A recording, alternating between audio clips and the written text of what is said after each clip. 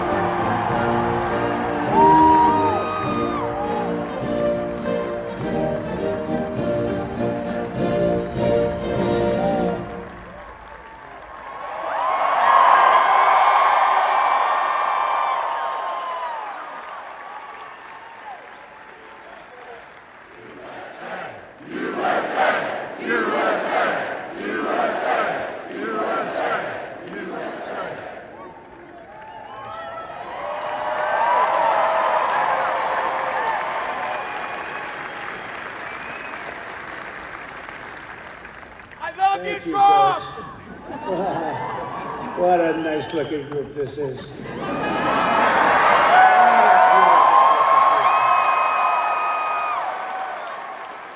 And especially a very big hello to the University of Alabama. Congratulations to the class of 2025. Roll Tide.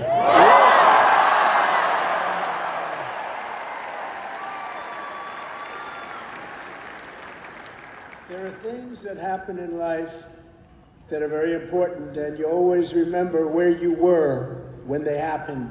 As a student at Alabama, you'll always remember where you were when your head coach, Nick Saban, retired. Remember that?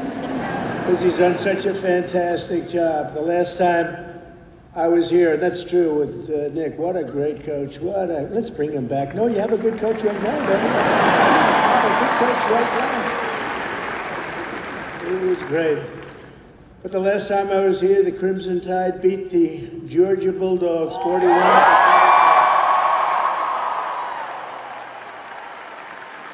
was here, I got to watch it. I was some game.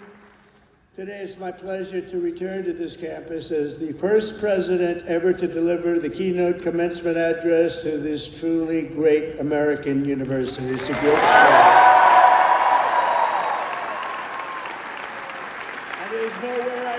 Be than right here in Tuscaloosa, Alabama, Titletown, USA. That's what it's become. And I love this place. Maybe it's because I won Alabama by 45 points. Could that be the reason? The way they say, the polls have closed in Alabama. Trump has won Alabama immediately. It was very, very quick and nasty. That's what we like. They put all 7 of your commencement ceremonies, I don't know if you know this, but they put them all together first time ever, so I better do well, or I'm in big trouble. But I want to thank President Bell for his 10 years of distinguished service, highly respected gentleman, but 10 years of service to this great university, overseeing the education of 100,000 proud Alabama graduates. That's something to have on your record. I also want to thank Alabama Governor Kay Ivey, who's here with us, and she's a fantastic. What is she? She's around here sometimes. She's here. I just took a picture. I said, you're doing a great job. Along with the very wonderful man, a friend of mine, Senator Tommy Tuberville. Where's Tommy?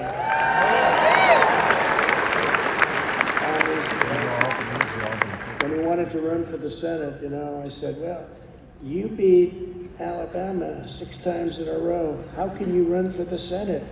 He said, well, I just look at him and say, well, I was responsible for them getting Nick Saban. I said, that's a good reason. And he won, very easily he won. But I'll never forget that. Thanks also to a wonderful person, Representative Lisa McLean, a great person, great, highly respected. Gary Palmer, Robert Adderholt, Dale Strong, Ronnie Jackson, Ralph Norman, along with Lieutenant Governor Will Ainsworth, Alabama Attorney General Steve Marshall, Alabama Secretary of State Wes Allen, great people. Alabama Senate President Pro Tem Garland Gudger, Chancellor Sid Trant, and members of the University of Alabama Board of Trustees. But most importantly, and they would agree with this, let's give a big round of applause to your incredible parents, grandparents, and family members.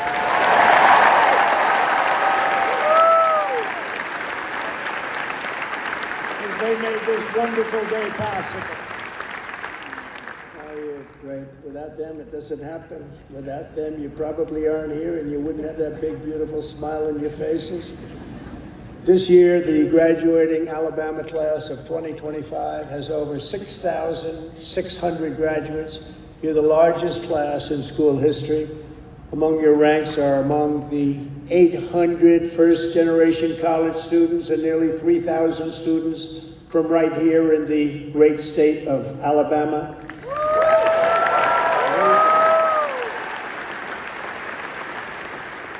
And this class also includes many Rhodes Scholars, Goldwater Scholars, 213 Merit Scholars, and over 1,500 students graduating with red caps. You know what that signifies? 4.0 GPA. That's a lot of students. A lot of students.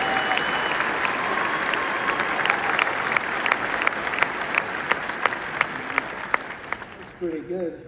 I know who I'd pick. I'd look for a red cap. I say, I want you to work for the beautiful Trump administration, this lovely administration. In addition, the class of 2025 has nearly 130 active duty service members, veterans, and members of the University of Alabama.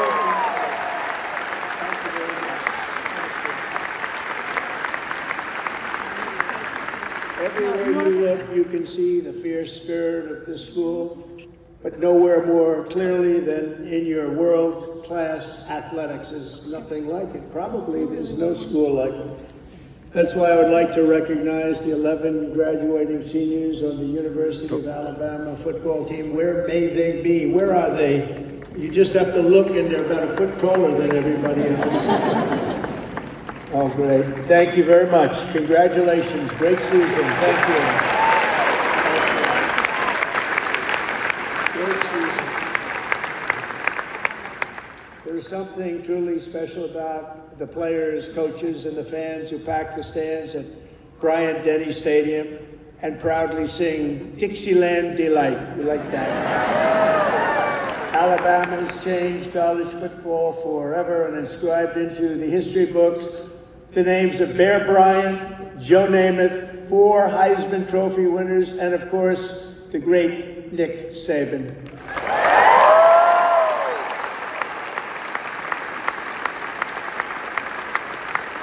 This place is truly where legends are made. It really is. It's a special place.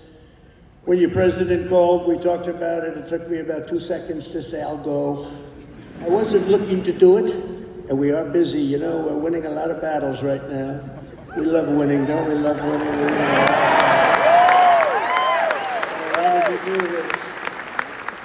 For the University of Alabama, good isn't good enough, tough isn't tough enough, and great isn't great enough. The Crimson Tide does not rest, does not quit, and does not stop winning until it's all time. You know, it's all time. You're always winning, and you're going to keep winning. That's why the University of Alabama football team has won more games in the last decade than any college football team in America. That's not bad.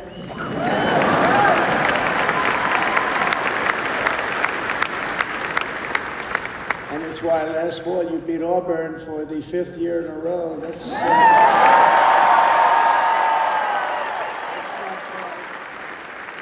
The University of Alabama has a brand, and that brand is winning. That brand is winning. Great school. Last year, the Crimson Chaos watched the Tide Hoops make it to the Final Four for the first time ever. And this year, you built on your incredible record and returned to the Elite Eight. So not only is Alabama a great football school, it's now one of the nation's best basketball schools, and congratulations.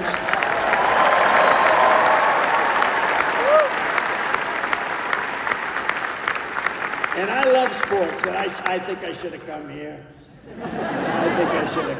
Congratulations as well to the women's track and field team for winning 2 SEC titles this year. That's something. As long as I'm president, we will always protect women's sports. Men will not play.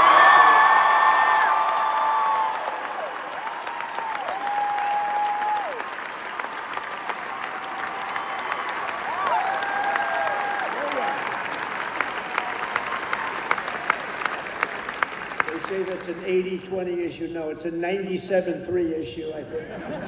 No, men will not be playing in women's sports. I said that, and I classified it with a very powerful executive order, as you know. It's done. The class of 2025 was the first to enter the halls of this university in the aftermath of COVID-19. Following a difficult senior year of high school, many of you came here to Tuscaloosa from around the country, and for the very first time, you experienced something called freedom. You had freedom. So let's give a big round of applause to the leaders of this state who chose liberty over lockdowns. They did.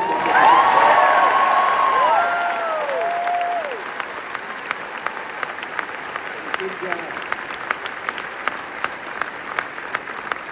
As you know, there are a few campuses in the world more beautiful than this one, and there are a few memories sweeter than the ones you have formed really at this capstone and at the capstone.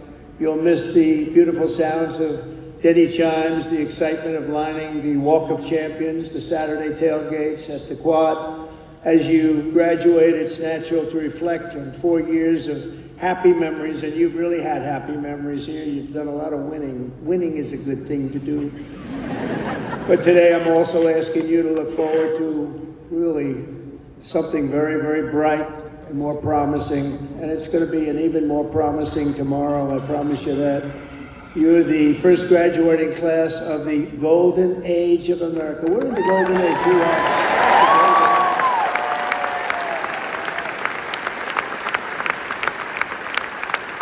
Golden age, we've done things that nobody thought possible. 100 days yesterday, 100 days, and we've done things that nobody thought even possible. Like many generations before you, you're graduating at an exciting time for our nation, a period of both extraordinary change and incredible potential and what will be unbelievable growth. You're going to see that very soon. You're going to see it starting very, very soon. The whole world is talking about it. Our country has always been defined by its ability to reform and reinvent itself to meet the challenges of the next era. The last 4 years were not good for our country, but don't let that scare you. It was an aberration. We're run by people who truly at that time, 4 years, we were run by people that didn't have a clue. We didn't have a clue. I'm trying to be nice when I say it that way. They allowed our beautiful USA to be laughed at, scorned, and taken advantage of by everybody. We were ripped off on trade by nations all over the world, both friend and foe, and oftentimes a friend was far worse on trade than the foe. But those days are over. You're at the start of something very, very big. You're going to see that very soon. Now, exactly 250 years after the first Patriots stood and fought at Lexington and Concord, we're in the midst of another kind of revolution, a revolution of winning and a revolution of common sense. Common sense.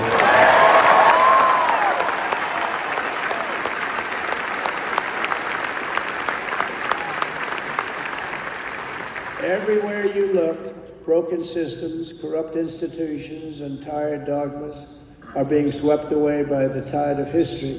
Ancient wisdom is being rediscovered, and the best and strongest traits of America are coming back for all to see, bigger, better, and greater than ever. Coming back, and they're coming back fast. The spirit of our age is one of boldness, vigor, ambition, and adventure, and it's exciting to be you and young. Oh, I'd pay you a lot of money to have your age. You have a great future. The people have rejected the voices of a failed establishment. You saw that in the election. We've turned the page on endless wars, crippling debt, open borders, ruinous inflation. and the lack of respect for our country and for its leaders. But we're turning that all around, and we're turning it around very fast. We will very quickly make America great again.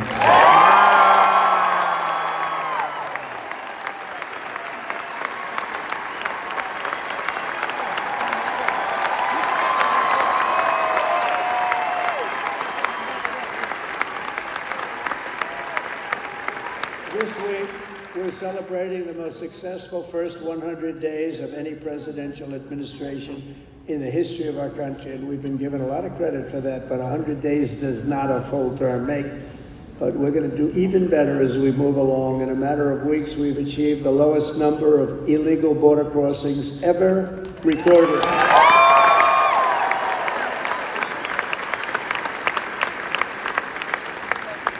And you've seen it, hundreds of thousands of people pouring into our country from prisons, from mental institutions, from gangs, and all over the world, not just in South America.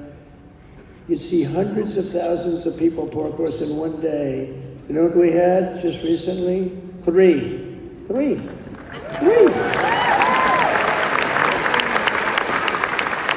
we slashed the number of illegal aliens released into the United States by 99.999%.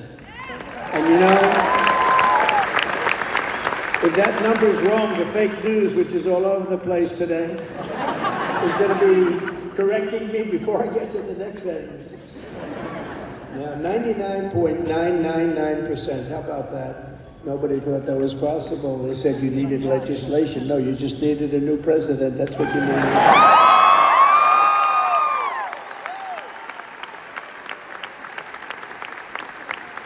But despite the tremendous successes, you've been reading, the courts are trying to stop me from doing the job that I was elected to do. We won by millions of votes. We won all 7 swing states, 7 out of 7.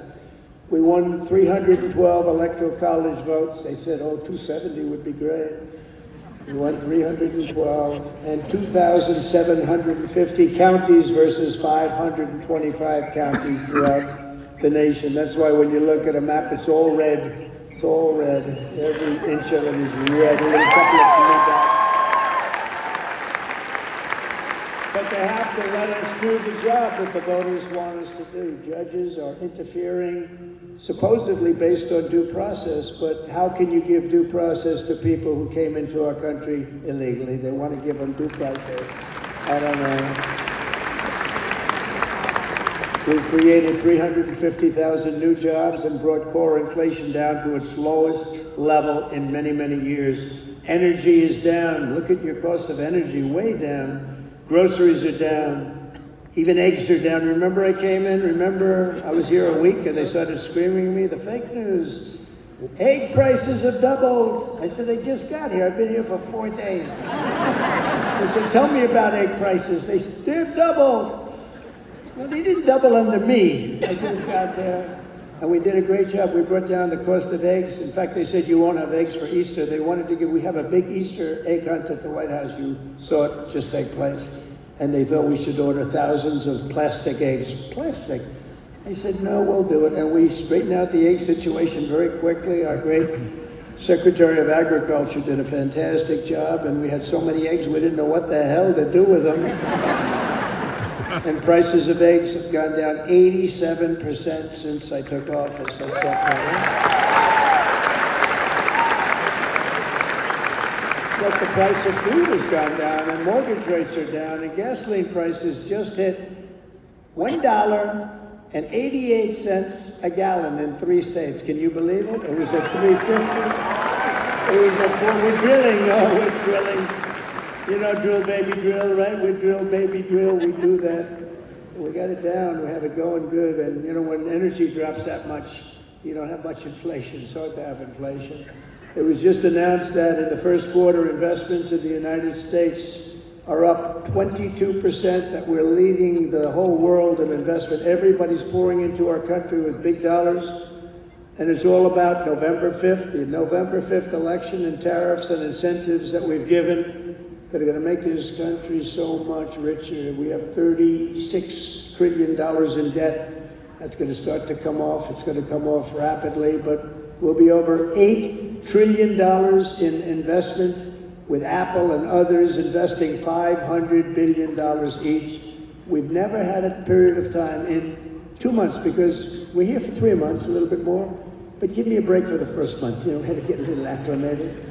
Had to see where the enemy lies, because they're already looking to impeach Trump. These crazy people. Let's impeach him. For what? We don't know exactly, but these people are crazy. So we had to, get our bearings for the first couple of weeks. So in 2 months, we had over $8 trillion, think of it, committed. Nobody's ever seen anything like it. There's never been anything like it in any country at any time, and it's all because they want to avoid the tariffs. We want to get here fast. And I said, a number of times, tariff is the most beautiful word in the world, and I got absolutely decimated by the fake news. They said, what about love? What about your wife? What about your parents? What about religion and God? So I said, all right, it's the 5th nicest word I've ever seen. And since I've done that, I've been in good shape. Nobody's bothered me. They've been very nice. So it's the 5th most beautiful word I've ever heard. But it's making us very rich, and you'll be seeing the results pretty soon, sooner than most people think, because that's what other countries have been doing to us, just so you understand. They were tariffing the hell out of us. We couldn't sell cars in Europe. We couldn't sell cars in China. We couldn't sell cars in Japan or anywhere else. We couldn't do anything. And all we're doing is we're doing it to them, but we're doing it much better. And the U.S. military is suddenly seeing its best recruiting numbers ever. We've never had numbers like that.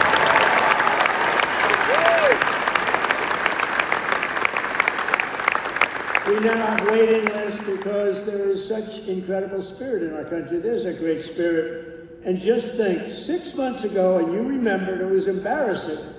Before the election, 6 months ago, we were hearing and reading that numbers of those joining our military were at the worst levels ever. We've never had anything like it, right? You remember that? And now they're at the best levels ever. We have waiting lists to get into the military.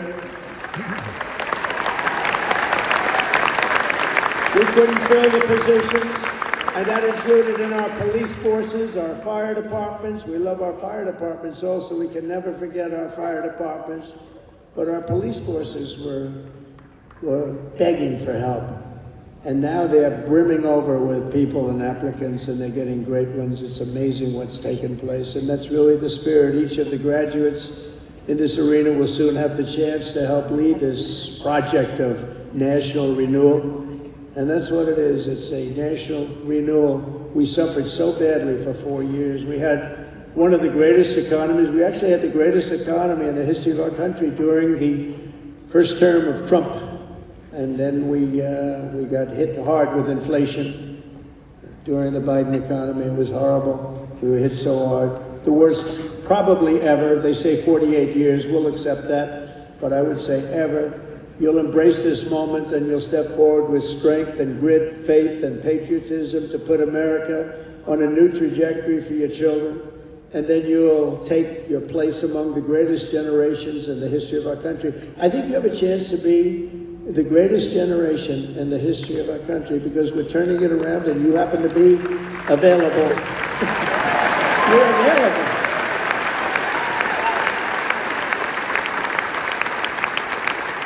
It's a good time to be available.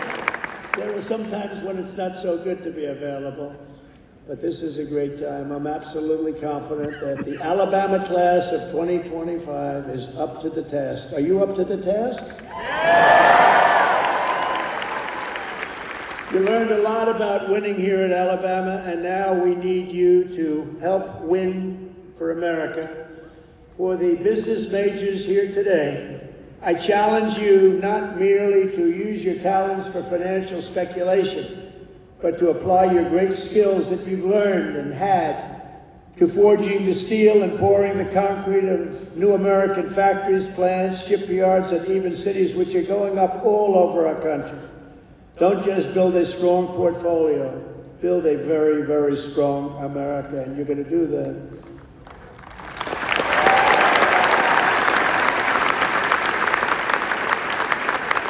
To the engineers, brilliant you are, technicians, scientists, and math majors, We need your Alabama spirit competition to keep our country at the forefront of every single domain.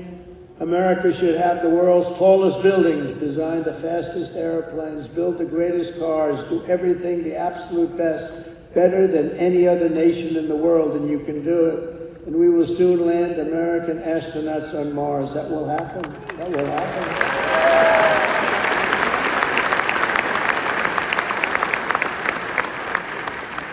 In every field you have studied, there are problems to be solved and breakthroughs to be made.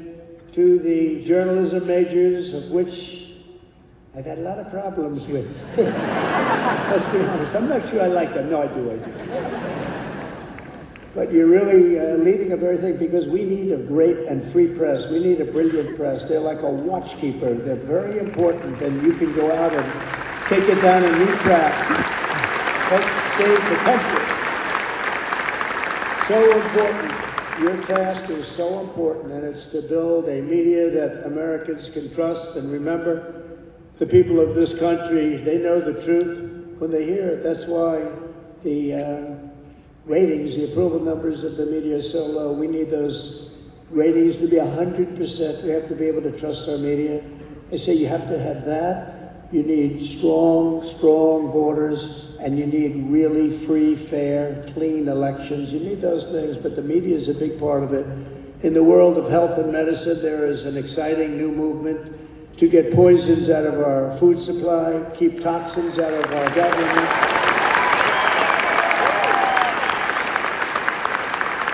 Clean out our environment and make America healthy again. And I think Bobby's going to do a great job, don't you?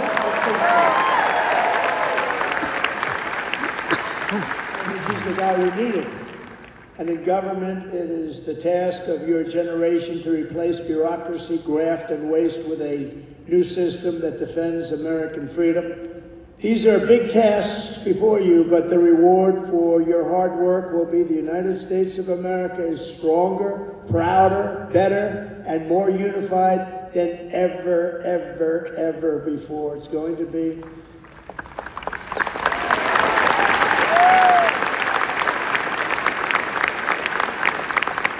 As you embark on this great adventure, let me share some of the biggest lessons I've learned from a lifetime spent building dreams and beating the odds. I beat a lot of odds. A lot of odds. A lot of people said, I don't know. But it worked out okay. Where are we? Oh, gee, I'm president. How did that happen? Yeah, you're going to be in the same position. But some of the, would you like to hear some of the ideas, or should I just skip over that part, right? That's going to be more interesting than all the other stuff, which was slightly political, right? I'm going to give it to you, though, just as I see it and as I've learned it, the hard way and the easy way. First, if you're here today and think that you're too young to do something great, let me tell you that you are wrong. You're not too young. You can have great success at a very young age. You're all very young. In America, with drive and ambition, young people can do anything. I was 28 when I took my first big gamble to develop a hotel in Midtown Manhattan, the Grand Hyatt. And it worked out incredibly well, but I was very young at the time. I was like a very young person in sort of an old person business. Steve Jobs was 21 when he founded Apple. Walt Disney was 21 when he founded Disney. James Madison, James Monroe, Alexander Hamilton, Thomas Jefferson. They were no older than 25 when they began the journeys that etched their names into the history books for all time. So to everyone here today, don't waste your youth. Go out and fight right from the beginning, from the day you leave this incredible university. Go out and fight tough, fight fair, but go out and fight. You're going to be very successful, because now is the time to work harder than you have ever worked before.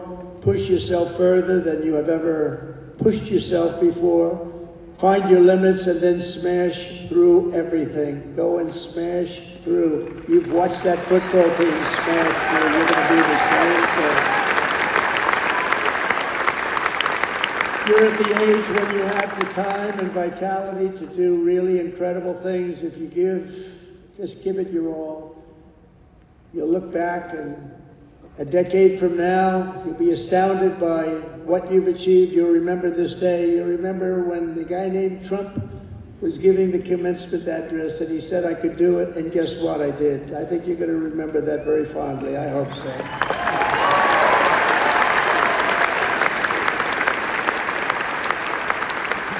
Second of all, and very importantly, you have to love what you do. Okay? You have to. I rarely see somebody that's successful that doesn't love what he or she does. That's way you really, like, work isn't work, it's fun. I find it fun. I work all the time and I find it fun. If I didn't find it fun, I wouldn't be successful, whether it was real estate or in showbiz. I had a lot of different careers, but I loved real estate so much, and I was very successful in real estate because I loved it. I learned a lot from my father because I watched him work. He worked he was a workaholic. He loved to work. He's a good man. He was a tough guy, tough as hell, actually. Now that I think back, I don't know if you could even get away with that nowadays. He was tough. But he was a good man, I'll tell you. And he worked 7 days a week. He worked Saturdays, Sundays, it didn't matter. And I learned by watching him, he loved his life. He loved what he was doing. He had a great long-term marriage, a long, many years. He beat me on that one. Mine were very successful, but they haven't lasted quite as long. It's close to 70 years. That was a long time. I said, Pop, you beat me on that one. But you know what I learned from him? That he loved life, and all he did was work. I see people that don't work hard and they're miserable. So go out and find, but he loved what he was doing. And you have to find something that you love, and you have to follow your own instincts. Listen to your parents, they're very wise, but you have to follow your instincts and your heart, your soul, and you want to be the very, very best you can be. Treat every day like a home game against Auburn. Fight like hell and enjoy doing it, and your coach can tell you all about that. Third thing is to think big. You know, you're going to do something, you might as well think big, because it's just as tough. You can think small. I know a lot of people, they thought small, they're very smart. I know others that weren't nearly as smart, but they had a better picture of the big picture, because it's just as hard to solve a small problem as a big problem, and it's just as much energy and everything else, except the result is going to be a smaller one. So love what you do, but think big if it's possible. Now, if it's not possible, that's okay too. You do something, you have to do something that you love. You will have all the same headaches and challenges, all the same delays and setbacks, so you might as well do something that's just amazing. America doesn't aim small, Alabama doesn't aim small, and neither do you. So think big when possible, think big. Fourth is work hard. Work hard. Never ever stop. An example is a great athlete, actually, Gary Player, golfer, great golfer. He wasn't as big as other men. He was actually on the small side. Don't tell him that. A friend of mine, don't tell him that, because he doesn't understand that. But he worked very, very hard. He made up for it. He never stopped. He won 168 golf tournaments. Think of that, 100. I said, Gary, you're winning like every weekend. Do you ever choke or anything? I don't know what choke means. And he made a statement years ago that I read, and I thought it was sort of an incredible statement. He said, it's funny, the harder I work, the luckier I get. Right? Think of that. The harder I work, the luckier I get. So you really have to work hard, and you're going to be successful because you have the talent. To get into this school is not easy. To get through it is even more difficult. You have a lot of talent. Fifth is don't lose your momentum. You just want to keep it going, and you have to know if you are losing it, you have to know when you're losing it, so maybe you stop and maybe it's time to stop. Listen to the feedback, think through your plan very carefully, and keep moving fast. The word momentum is very important. I mean, I'll just tell you a little story about a great real estate developer named William Levitt. He built Levittown. Some of you might live in a Levittown. He was the biggest developer in the whole country in the 1940s and so.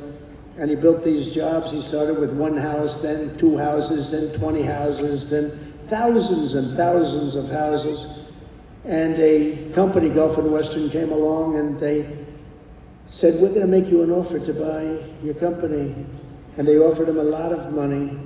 a lot of money, more money than he ever thought he could make, and he retired, lost his momentum. He retired, and he led a beautiful life. He had a wife, I must tell you, it was his second wife. It was a trophy wife, what can I say? I don't like telling you everything, but we're all friends, right? Can we talk? We're all friends. He had a trophy wife. And he lived a different life. He moved to the south of France, but he it was a life of tremendous luxury. He had so many millions of dollars. He was given a fortune for the company. And 10 years went by, and then 15 years went by, and he got a call from this big conglomerate, Gulf and Western, and they said, we're not doing well with the purchase, because he used to pick up every nail, every piece of sawdust, every piece of wood, every chip, everything, and he'd sell it and make a couple of bucks. Everything was perfect. They can't do that. You know, these big companies, they don't do that. You see it a lot when an entrepreneur sells to a big company and then he ends up buying the company back for peanuts later on. It happens a lot. But he was the best at what he did. But 15 years went by and he was so excited, and they sold him back his company. And he started, and he was going to tear apart the world because he got bored with a life of luxury. And he started building and building and building, and the markets turned on him, and he went bad. He lost everything, and he went bankrupt, absolutely bankrupt. And it was a sad story to read. It was such an amazing story because he was so rich, but he paid them, and he bought it for the right price, bought it low, but he went wild. But he lost his momentum. He wasn't good at it anymore. And he was at a party on Fifth Avenue, I'll never forget. And it was a party of a very, very powerful man who was having the party in a magnificent apartment overlooking the park.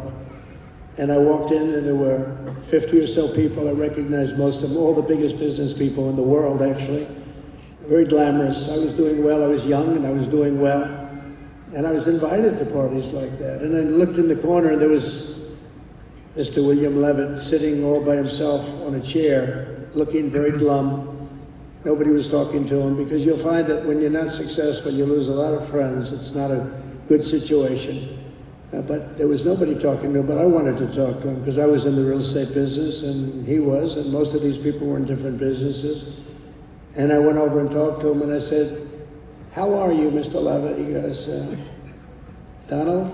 He knew who I was. "Not well, not well." I said, "So, can you come back?" He said, "No, son, I lost my momentum. I shouldn't have done it. I lost my momentum."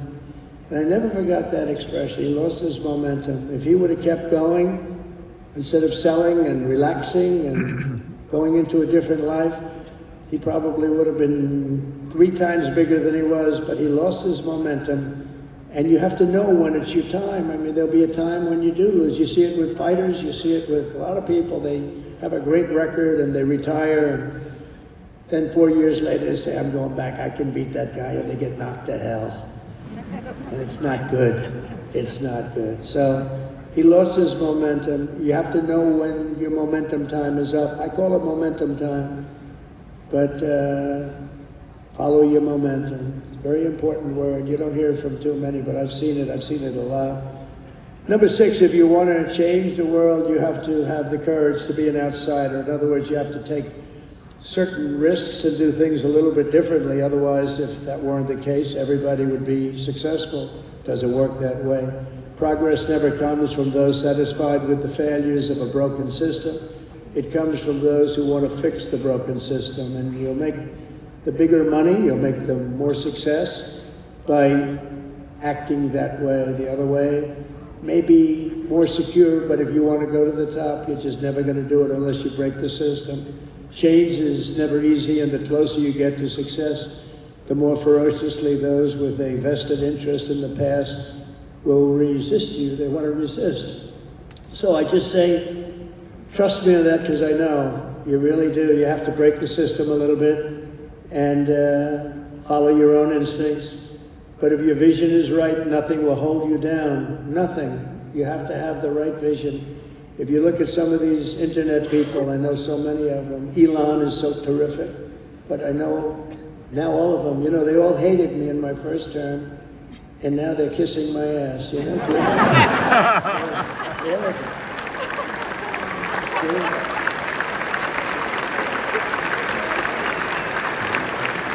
It's amazing.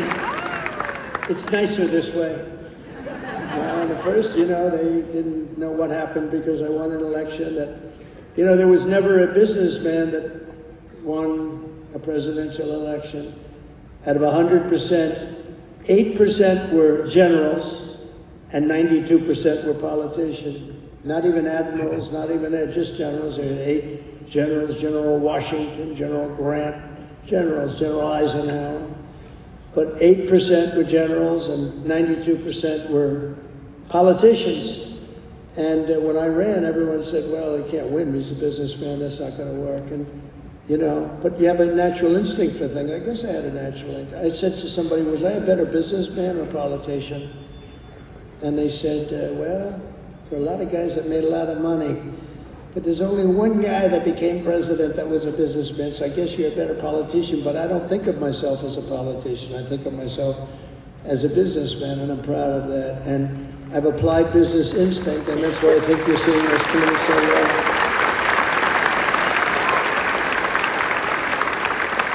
So number 7 is to trust your instincts, common sense. You can go very far in life with common sense, and I applied that to politics because some of these things, like they had open borders.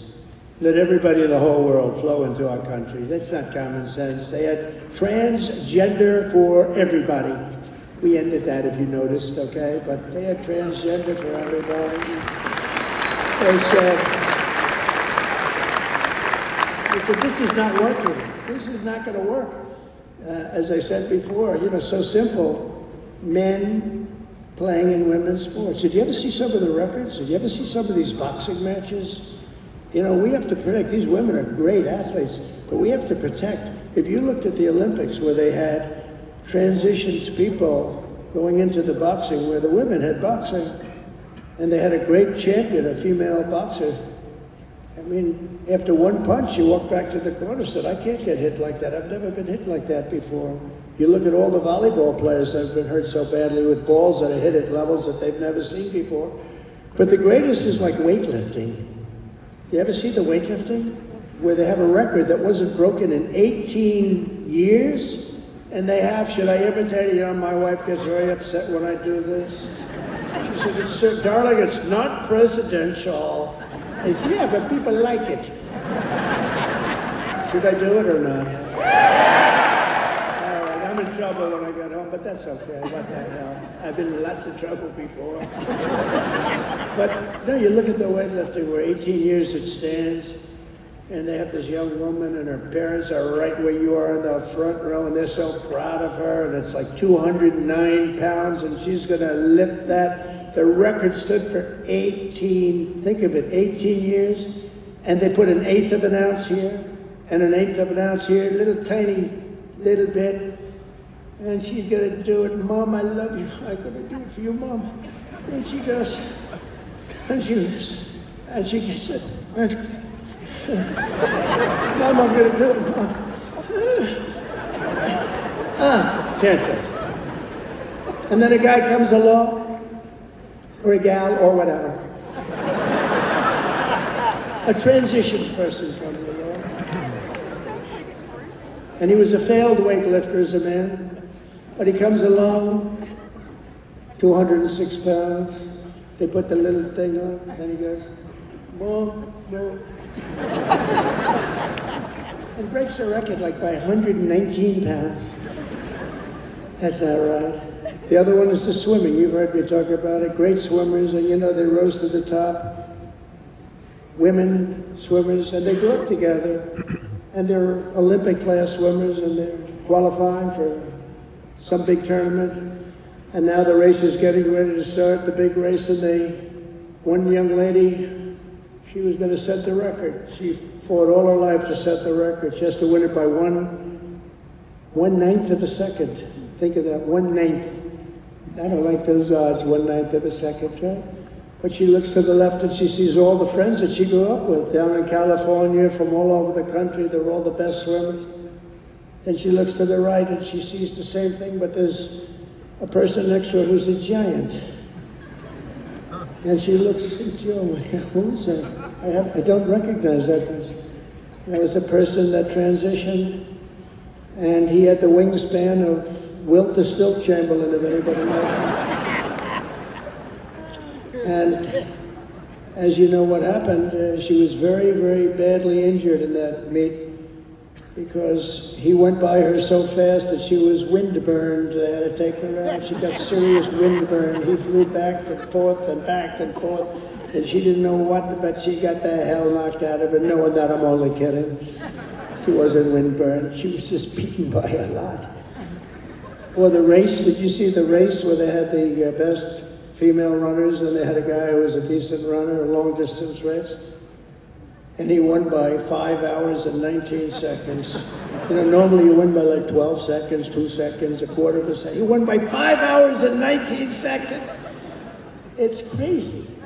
And you know, honestly, it's demeaning for women, very demeaning. These are great athletes. It's very demeaning, and we're going to protect women. We're going to protect women. We're going to protect everybody.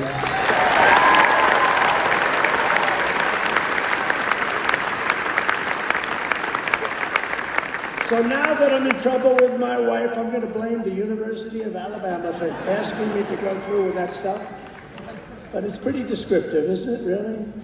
It helps when you know that borders are not racist, speech is not violence, America is good, terrorists are bad, men can never become women, police are not criminals, and criminals are not victims. 8, everybody should believe.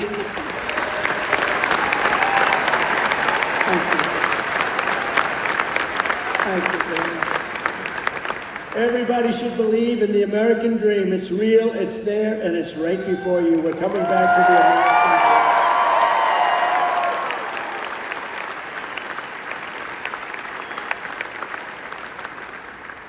American dream. 9th, think of yourself as a winner. The power of positive thinking. Dr. Norman Vincent Peale, from many years ago, wrote a book, The Power of Positive Thinking. And there is a lot to it, the power of positive thinking. Don't consider yourself a victim, consider yourself a winner. In recent years, too many of our young people have really been taught to think of themselves as victims and blame people and be angry. Don't be angry. But in America, we reject that idea that anyone is born a victim. Our heroes are the ones who take charge of their own destiny, make their own luck, and determine their own fate despite the odds, despite all odds. That's what happens. They're given a little chance in many cases, very little chance of success, and they become the most successful people in the world. Whether you were born rich or poor, black or white, male or female in America, anyone can be a winner, and our whole country will be cheering you on, and I'll be at the front of the line cheering you on, especially because you come from this incredible university.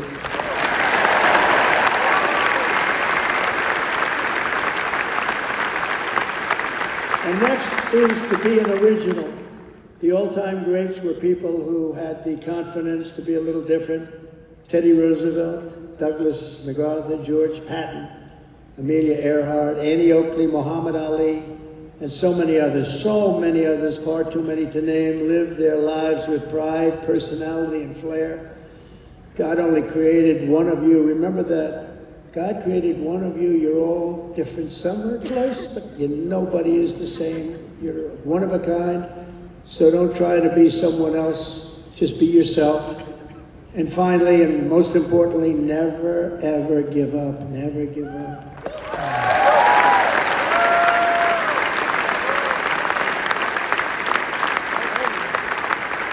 Never give up. And I've learned anything in life, and it's so true. One of the most important things you can learn, if you just went a little bit longer, if you just held out a little bit longer, you would have been successful. The stories of that are legend. But I've learned that perseverance is everything, so whatever happens, no matter where you are in life, stay optimistic and just keep pushing forward. Just don't stop. Never, ever give up. Victory is right around the corner. I've watched Coach Saban win games that really were virtually over. You've seen it. You've been in the stands. He won a couple of games. I said, Coach, You got lucky as hell. He said, I didn't get lucky. I'm a talented guy. You know, those little touchdowns that come out of nothing, he's amazing. But he's a guy that doesn't quit and doesn't know what the word quit even means. He couldn't define it. He took victory out of the jaws of defeat, and you can do that too at every stage in my career. My enemies, of which there were many and probably are right now, I can think of a couple of people that don't like me too much right now.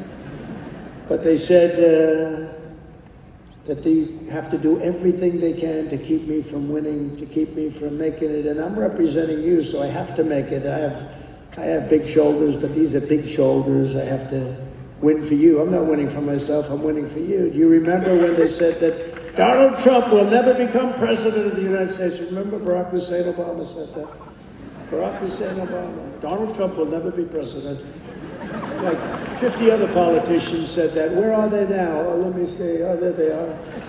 Where are they now? But here I am standing before you as the 45th and 47th president.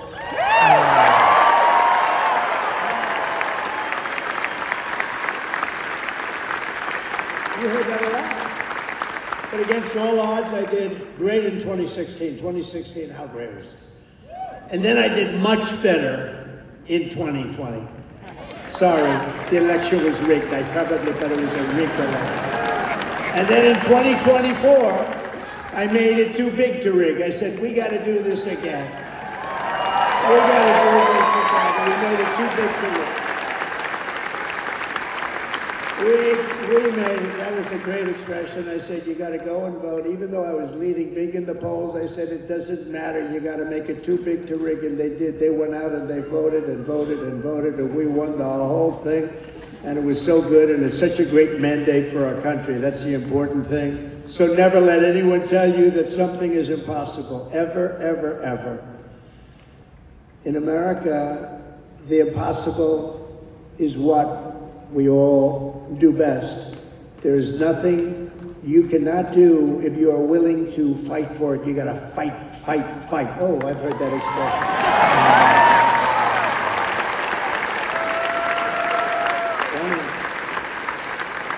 That's not here.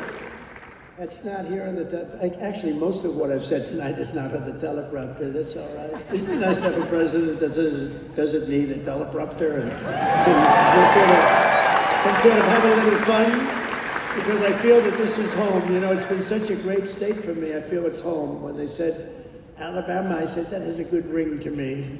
But it's something nice about somebody that doesn't need a teleprompter, isn't it? Huh? But for the past 4 years, you've lived in a state known for its fighters, its champions, and its warriors, and you've lived in the great state of Alabama, one of the greatest of them all, from Huntsville to Birmingham, from Montgomery to Mobile, and from right here in Tuscaloosa.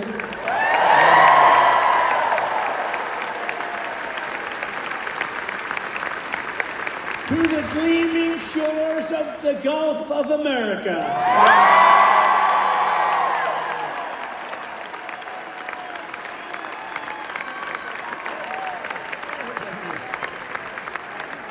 Everybody loves it. I wouldn't say Mexico's thrilled, but you can't have them all. They're not thrilled.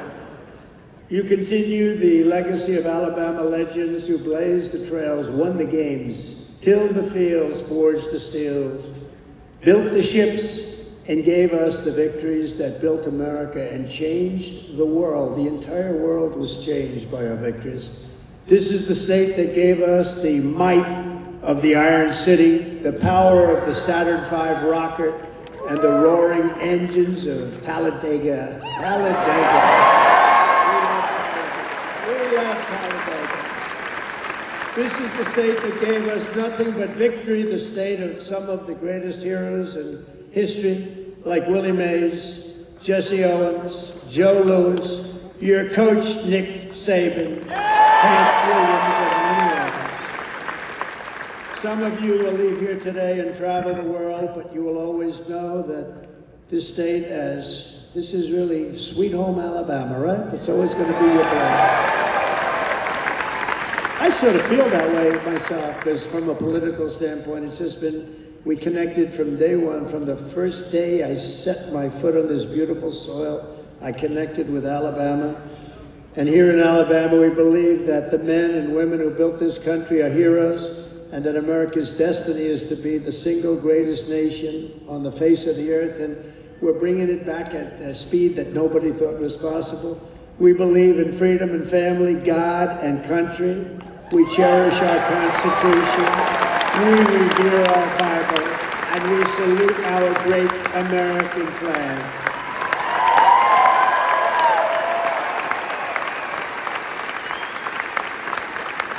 We honor our police, we respect our veterans, and we always stand for our one and only national anthem. We love our national anthem. We believe in strong parents, strong values, strong communities, and very strong borders. And we believe that the United States military is the greatest force for peace and justice the world has ever known. We have a great military. We just had people that didn't know how to lead it. We believe the South is beautiful, Alabama is great, and America is our home. We believe in the SEC and the USA.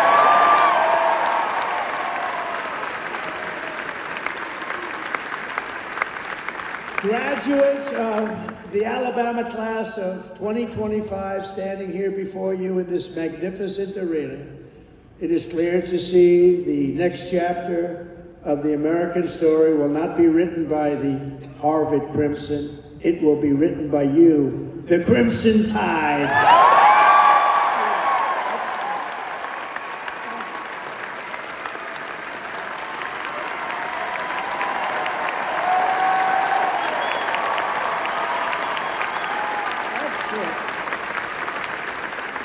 I thought that was rather clever.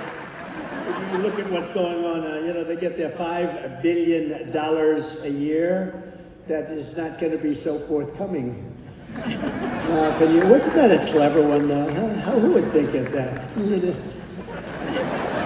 Because this is Alabama, and in Alabama, you fight, and you win. That's what you know how to do. Congratulations to you all. Congratulations to this great class of champions. God bless you, and God bless America. Thank you all very much.